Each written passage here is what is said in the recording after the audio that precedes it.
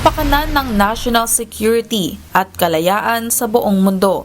Ito ang mga dahilan sa likod ng pagnanais ni President-elect Donald Trump na bilhin o kunin ang kontrol ng Greenland mula sa Denmark. Ang pahayag ni Trump ay kasunod ng unang post sa social media na Truth Channel kung saan inirekomenda niyang bawiin ng US ang kontrol sa Panama Canal dahil sa hindi patas na pamamahala ng Panama laban sa mga interes ng US at pagtawag sa Canada na maging 51st state ng Estados Unidos. Muling binuhay ni Trump ang ideyang pinalutang niya sa kanyang unang termino na dapat bilhin ng US ang Greenland na naging mahalagang strategic territory sa pagbubukas ng mga ruta ng kalakalan sa Arctic dahil sa pagbabago ng klima.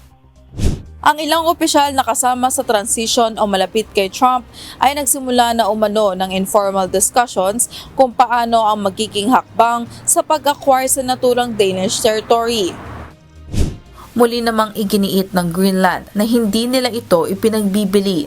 Ayon sa Prime Minister nitong si Muchi Idije, hindi nila kailanman ibebenta ang teritoryo at isasakripisyo ang kanilang kalayaan. Ang Greenland ay ang pinakamalaking isla sa mundo na nasa pagitan ng North America at Europe. 80% ng lupa nito ay natatabunan ng yelo at ninanasa ni Trump ang lugar dahil sa estratehikong lokasyon nito. Nasa ilalim ng pamamalakad ng bansang Denmark ang Greenland sa kabila ng malawak na otonomiya nito.